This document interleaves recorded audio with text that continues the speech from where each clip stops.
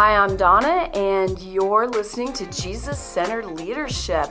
I've got Pastor Josh here. How are you doing? I'm doing great today. I'm ready to go. Awesome, and we have a special guest with us, Harold Beneke. Hi, Harold. Hi, Donna. It's good to see you. I'm glad to be here. Do you like the studio? You like our digs? Yeah, it's impressive.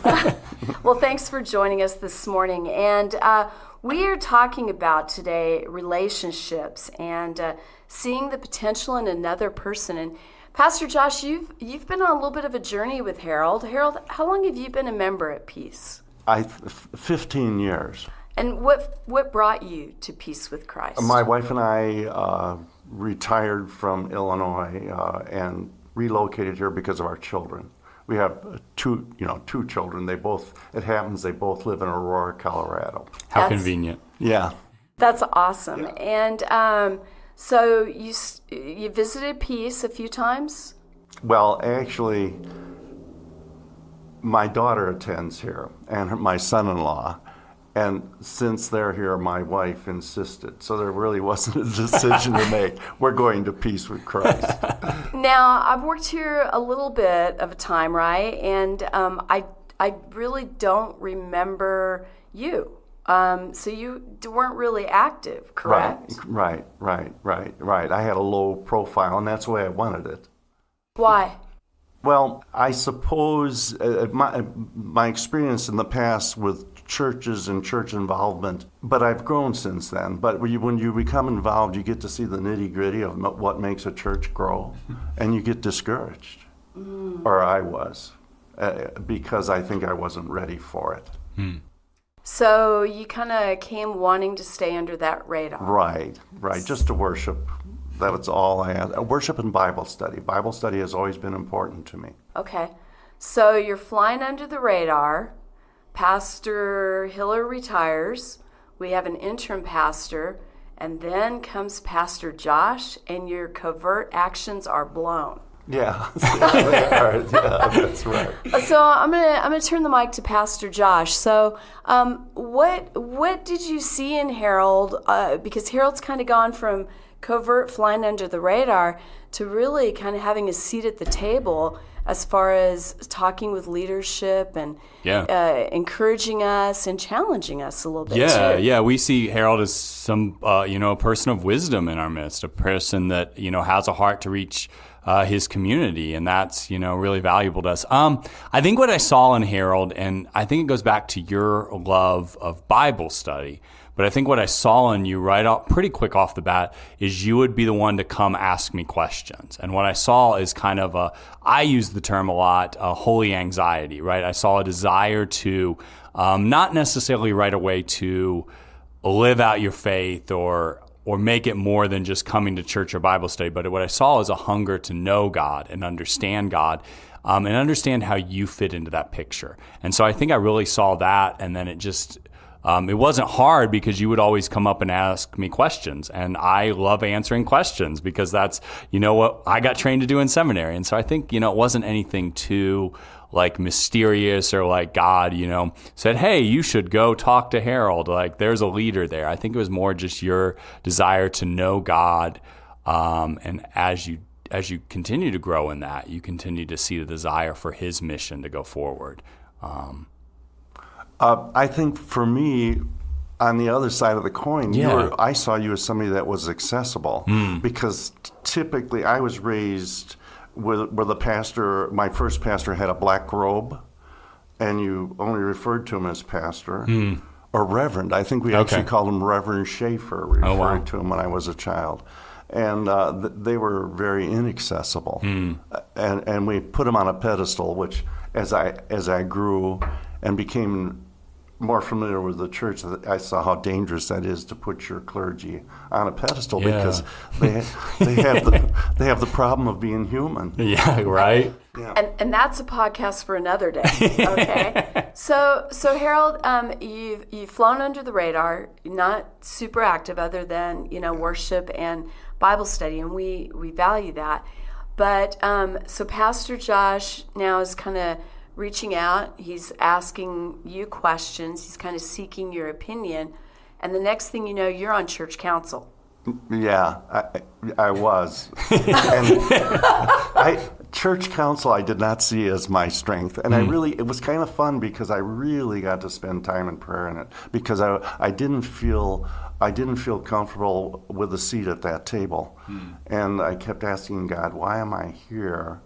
And it's one of those things where he didn't really give me an answer. But so it is, and I enjoyed being on the church council, but I enjoy being off the church council just as much. And that's totally fair. And you found out you still had a voice. Oh, yes. Oh, yeah, that's what, again, accessibility. So, Donna, I can knock on your door and just say, how are you doing today? And then we get to talk for 10 minutes, and I appreciate that. And Pastor, I'm shamefully, I've been in his office with some questions, and Pastor finally had to stand up and say, well, it's been good that you came here. I want to really be sensitive to that, that you have administrative duties to do and things to do. But I found both of you very accessible. So from my vantage point, we come out of COVID, and you're, Harold's somebody that you've identified as a leader. So I'm asking Pastor questions as we're starting to look at some things in the future, some vision for peace. And he's like, I think you should ask Harold. I think you should ask Harold. And I'm like, Harold who? I just didn't know you that well. I knew he was Emily's dad. But I started seeing, Pastor, that you were valuing Harold's opinion more and more. It's not isolated. There's others who you also seek. But as far as wisdom and spiritual insight, Harold is definitely kind of one of those people that's poured into you and you into him. So again, what's kind of stood out to you, and how do you grow that in Harold? Because I feel like you kind of came at it, Harold, with a little bit of hesitancy, like, whoa. Yeah, and I think with Harold, the cool part about it is there hasn't needed to be this, I don't know how to say it, but there hasn't, sometimes, I think with some leaders, there's this need to, hey, get in your Bible, understand who God is, understand what God's working. But like Harold, that desire was just so innate. He wanted to understand God better. He wanted to understand how he fit into this world of following Jesus better. And so none of that had to be trained. And so I think that's why I've looked at Harold as an opinion, as somebody that's not just following himself, or not somebody, I think even a lot of times we as Christians are very secure in who we are. And I don't mean this I mean it actually as a compliment, but you're not, Harold. You're not secure in yourself. You're secure in who Jesus is for you. And so when you have that starting place, you just become such a place of wisdom, because you're not looking at what Harold thinks, you're looking at what God thinks. And so I think that has allowed me to want you to have a seat at the table, because I never have to wonder if it's about you. I think I have a faith that I believe it's about God. It's about God speaking through you, just because of your humility that you approach God with. And so I think that's why it's been really easy to kind of, I don't have to push you to trust God. I get to push you to trust where God is leading you. And I think that's what I try to do with you, is just encourage you to, trust God that he's got a purpose for you. And I don't know how that feels or seems, but that's what I try to do with you. Yeah. Another thing I have Pastor's phone number. I'm just shocked by that, because coming from the pastor with the black robe, that's so different to me. So I gave Pastor a call because I was reading and in Galatians, through the law I died to the law so that I could live for God. And so I gave Pastor a call because I really wanted to understand that. And I thought, live for God, I thought you had to be like a Donna or Pastor Kreppel in order to live for God. So we get to hash that through and talk that out, or not talk it out, but at least discuss it and come to an understanding. What is God saying when he says, I want you to live for God? Yeah. Well, and I want to piggyback a little bit on what Pastor said. I think from a ministry seat at the table, it's refreshing to us to have people that can speak honestly and openly to us. And I think God's really given you that gift of discernment and that gift of wisdom. I mentioned that a minute ago. And for me, I know we sat in a particularly hard meeting one time, and you called me a couple of days afterwards, and you were like, I've been praying for you, and I just want you to know I'm praying, and are you all right? And I just started crying on the phone because that you have no idea how much that means to us in ministry. It's really very special. But you've also come in my office and challenged me a little bit. I was doing a project envisioning, and you were like, I know you've got Jesus in your mind and in your heart, but I'm not seeing it. And I had to go back and look at it, and I was like, oh yeah, I'm connecting people and doing all these things, but I kind of left Jesus on the shelf on this one. And again, that's a gift you have. So how do you feel when you hear that? Is that hard for you to hear that? Yeah, I suppose that would be a good way to sum it up. Yeah, it's like, who am I? I just have, humble yourself, therefore, under the mighty hand of God. And I pray that, Lord, that's where I want to be. I want to be in your will. I want to stand where you want me to stand. Yeah, and I think that's what makes you so good for peace and so good for us as leaders and so good for our church is that you see things that way. And I think that's one of the things, in leadership is that we want to see it not being about us, but asking the question, how can God use us? How can God use me how I'm wired? How can he use my challenges of my past, my struggles, my insecurities? How can he use all of that? Because I think, you're wrestling with that. It puts you back to Jesus. And that's what you embody for us and for our church. And we need more of that. We need more of that where people aren't embodying themselves, but people are embodying Jesus. Okay, so if you're a listener right now, you might be going, hey, we're going to love Harold Day, right? Like on the podcast. So I want to tie it back to leadership. Why are we talking about this in leadership? Why, to the leader who's listening to this, who's in that developmental cycle, right? What is so important about seeing the potential in people around you?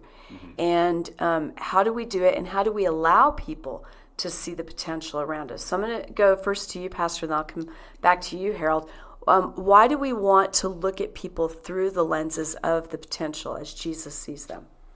Yeah, well, if our goal is to, again, Jesus has a mission because we have a mission. His mission is to seek and save the lost. If we understand, that for us as a church, we want more people in ministry, then it's our job to invite more people to join ministry with me. And so if it's just, if this is limited to me, like let's take this, okay, I helped maybe listen to God and help Harold kind of enter into ministry a little more than he was in the 5 years ago.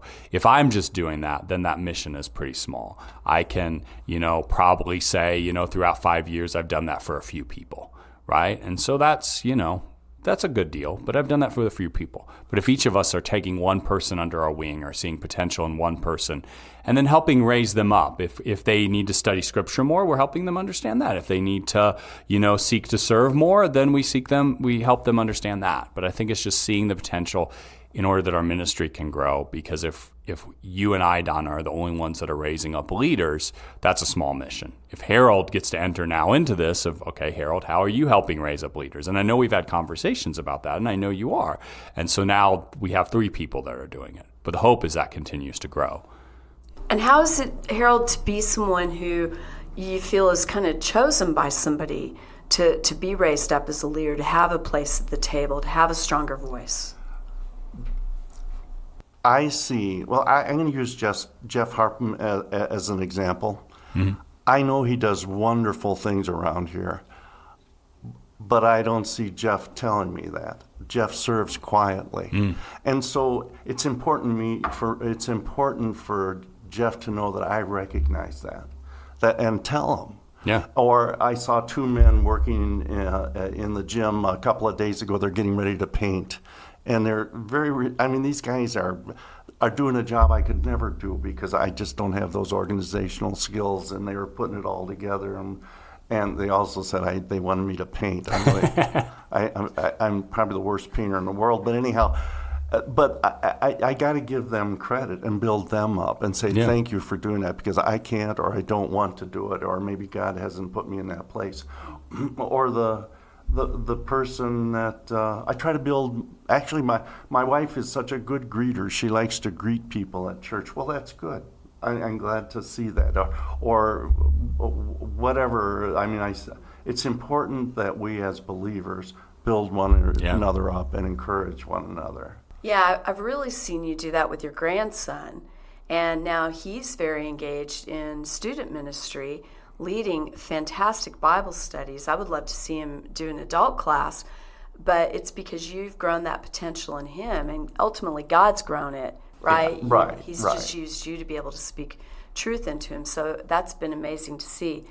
I want to put it back to you, Pastor. Yeah. So where do we see this in Jesus's walk? And I keep hearing the challenge to us, hey, that sounds good as you guys work in the church, but in my corporate job where there's sensitivity training and the continual battle of the grind, and I can't talk about Jesus, where does this work? Where does it fit in?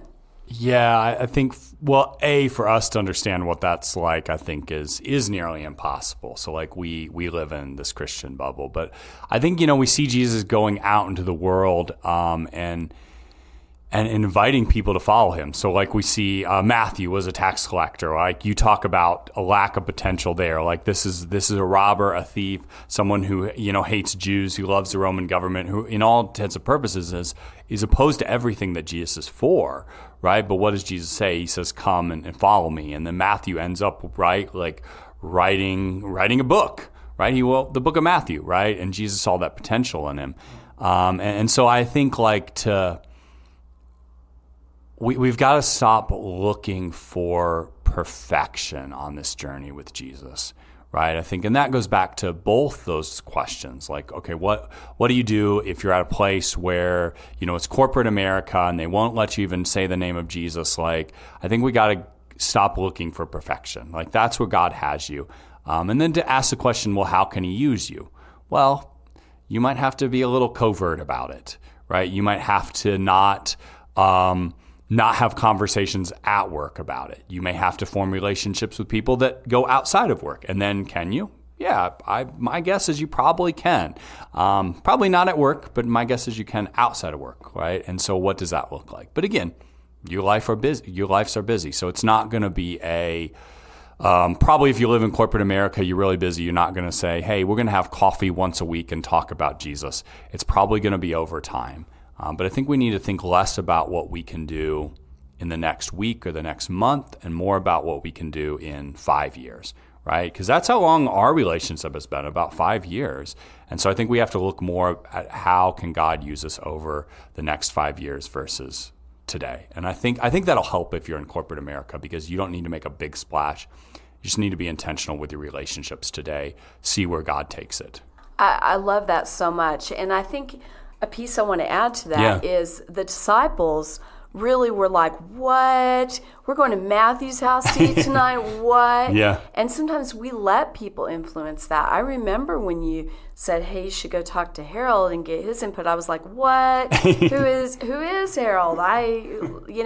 And it's easy for us to sometimes be influenced by those other people. But when God puts somebody on our heart and he gives us those lenses to see their potential, I think responding to that is really important. Yeah, and I was having a conversation with a member who's known somebody for 15 years and they hadn't shared their faith, but long story short, they had the opportunity to do it, and now after 15 years of friendship, they are. And so I think we got to get rid of the idea that I've got to do it today, I've got to do it right now. What I've got to do today is I've got to be intentional to ask the question, God, who are you helping cross paths with me today? And where do you want that to go? And I think we just always are taking the next right step. And so I think for a while for Harold and I, it was just, I would let him ask questions. Never a challenge to do anything more, just ask questions. And that's it was there for probably a few years, 2 years probably, and until there was ever a challenge or an invitation to something more. There's a word that you used a couple of times that I think is really important, and it's intentional. That we as believers, we have our wonderful fellowship here at church, but that's where we're being equipped. And I think when I say this, I'm talking mostly to myself, but I need to go outside the building and still be that ambassador for Christ, even as frightening as it might be. I love that. All right, so I'm gonna wrap it up, and what I hear is we need to see the intention or the potential, be intentional, that there's no perfect people and there's no perfect time. So just kind of step into the messiness of this world and look at the people around you through those Christ-like lenses. Yeah. And see what God's going to do in that. Yeah. Wow. Harold, thank you. Thanks for joining us today. And Pastor, it was great to talk. And thank you for joining us for another episode of Jesus-Centric Leadership.